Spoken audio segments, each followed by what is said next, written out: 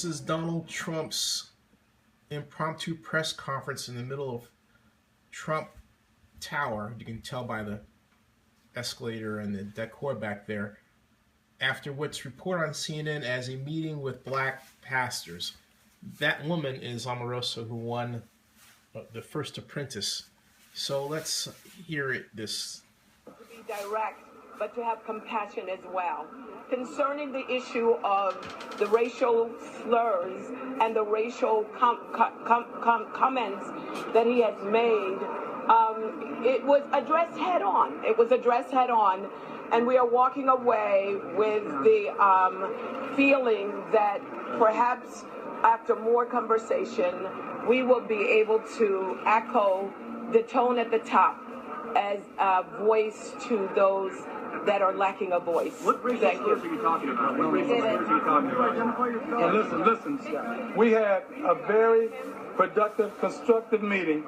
We made history today because we had meaningful dialogue with Mr. Donald Trump, and we voiced concerns that were sensitive to the African American community, and we asked questions, and the questions were answered where we're all satisfied with the answers, and we're a unified front right here. We had a wonderful time, wonderful dialogue, wonderful fellowship, wonderful interaction. It was a great day Pastor Scott, here in Trump Tower today. What were your concerns? I didn't have concerns because I was already convinced, but there were concerns that the liberal media has put out portraying Mr. Trump in a light that I know he's not the type of person he was depicted to be. So what we were able to do today was allow people to see his heart for themselves and to make up their own minds about him. And they find out that he's not the person that the media has depicted him to be. Are you endorsing? I support Donald Trump, and everybody knows. Everybody knows. 100%. Everybody knows that. Yes. Yes. Could you identify yourself? Dr. Darrell Scott, New Spirit Revival Center, Cleveland Heights, Ohio. Why did the ministers not want to endorse today? That was the confusing part. Some ministers were meeting him today for the first time. They want to hear his voice. They're going to pray to God about it, as ministers do. But nobody in this meeting came out with a negative reaction in any kind of way. Everybody came out positive. There's a great atmosphere, a great spirit in the room. And everybody in that room likes Donald Trump. What do you say to Ebony Magazine that had that letter condemning pastors like you? 150 religious leaders signed that letter. Ebony Magazine needs to do some responsible journalism. They should have called me first. Mr. Trump, could we get a reaction from you on the meeting? Mr. Trump, could we get a reaction from you on the meeting and how it went? I thought it was an amazing meeting. I thought that I met some fantastic people, some of whom I've known. I thought it was an absolutely amazing, it lasted for 2.5 hours. We came up with lots of good ideas and lots of future ideas, but I thought it was an amazing meeting. And how did you address some of the concerns that were raised? Well, I think we'll be addressing them over the coming months and even over the coming years. I mean, these are deep-seated difficulties that certain communities have, and we're going to address them. And if I'm put in a position where I can do something about them, which in this case happens to be president, we will be working very, very closely with everybody, and we're going to be solving a lot of problems. Right now you have black youth. If you look at African American youth, where it's 51 and 55 and 57% unemployed. You have African American people of different ages where it's double and triple other numbers. So we're looking at a lot of different things, but this meeting was amazing. Amazing people. We must have had close to 100 people in the room. And I just want to thank you. I want to thank both of you. And in particular, I'll tell you what, there's a whole group of people standing behind me. You can't see them. Because we actually didn't think we were going to be having a press conference. But we all thought it was such a good meeting we would do that. And we have many, many endorsements that came out of the meeting. Is Black Lives Matter a real movement? Is Black Lives Matter? Well, I don't want to discuss that because, I felt it. Black lives are very important. White lives are very important, and to me, all lives are very important. Very, very important. What is your reaction to some of the backlash that some of these religious leaders have gotten? Well, I don't think we have backlash. I mean, I saw love in that room. I see love everywhere I go. I see tremendous amounts. Like right now, I'm getting on a plane. I'm going to Georgia. We're going to have a tremendous crowd in Georgia, just like we did in Sarasota. We had 12,000 people, an all-time record by double. And we're going to have a tremendous crowd. I'm literally leaving right now In fact, because the meeting went so much longer, and it went longer only because of the love. It didn't go longer for other reasons.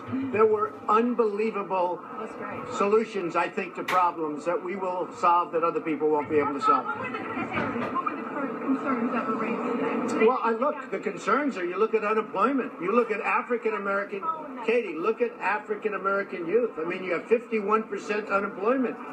There's tremendous concerns, and they have a right to be concerned. Are you going to change your tone? Well, you know, the tone has taken me to first position in every single poll, including state and including national polls. The beautiful thing about the meeting is they really didn't ask me to change the tone. I think they want to see victory, because ultimately it is about, we want to win and we want to win together. And I will not forget the group of people that I've met with 100 people. I will not forget these people. I want to tell you, they are really, really smart, sharp, amazing people who love their community, who love the country and love their community.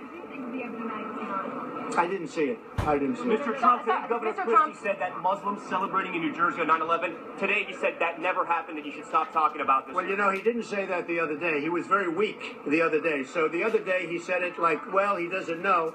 And now I guess he feels a little bit emboldened. He must be careful with what he says. Why do you think that video hasn't surfaced? Why do you think that? Well, we'll see what surfaces. ABC has dug into our archives. Let's see what surfaces. You'll see. I can tell you this: I've had hundreds and hundreds of calls and tweets of people that saw it, and plenty of people saw it. Ted Cruz said today that you are not going to be the Republican nominee. Can you react to that? Well, he's got to say that. I mean, he expects to be, but I think that I will be leading in every poll and leading by actually very wide margins. So I think I will be. Tied with him in Iowa. How is the poll ahead? I'm not tied with him. Since when am I tied? Physical tie with him in Iowa. I'm 2 points ahead. See, if anybody else, I'm 2 points ahead. Anybody else would say you're leading. With me, they say you're tied. How are you going to be able to pull ahead of Ted Cruz? What do you Oh, I think I'm going to win in Iowa, and I think we're going to win in New Hampshire, and I think we're going to win just about everywhere we go, and every poll is indicating that. And having the help of all of you folks, I tell you what, it's been really an honor, and I appreciate it so much. I appreciate it so much. Thank you very much. We had a wonderful time in the meeting. We made a lot of progress. It's not the last one. Mr. Trump. Mr. Trump. I'm going to Georgia. I'll see you in Georgia. You going to Georgia? I'm not actually. Have you made a commitment to give a financial contribution to any of these churches? No, I haven't. Zero. No, it's not about that. Zero. Such an important question. Zero.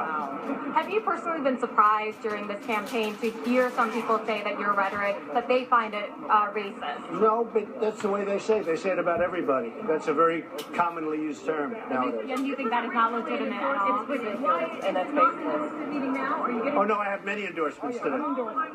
Perhaps you could speak to that, Jeff? I've had many endorsements today. We got.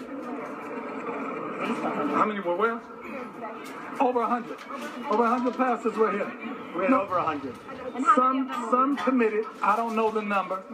Some are, and the rest are praying about it. They said we have to go pray about it, and then they'll come back and endorse it a future time. Very successful meeting. Most successful. The next 2 months are crucial for the primaries. You ready to go? You still have the energy? Oh, I have a lot of energy. Ooh, do I have energy? Ooh, do I have? I'm leaving right now for Georgia. Bye, everybody. Thank you, everybody. Thank you. Thank you. Love you. Safe travels to you. Love you. Love you. All right, there you have it. The press conference. What do you think? About what? I already passed Mike, and that's bullshit. What do you think, Juan? Oh, I don't know what to think. I have no idea what to think. He's the only Republican to openly meet with black representatives.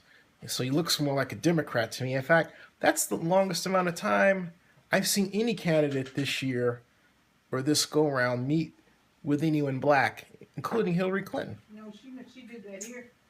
She did that here? I'm wrong. Okay, I'm wrong here. I'm wrong. She did I'm wrong. that here. This is going to be interesting. It will be interesting. Anyway, folks, let me know what that I don't say much about Trump. I remember Trump way before the stuff that he's been a lot of help to blacks. He definitely has. I know that personally, so I don't bother with him because I know he's full of shit to get what he wants. But you say he's helped black folks. But he does help black people. I mean, he's done that over and over and over again. And very understanding. And in with that hip-hop crowd. You have to be careful with that. There you have it, folks. What do you think? All billionaires have helped black people. Huh? Just not enough.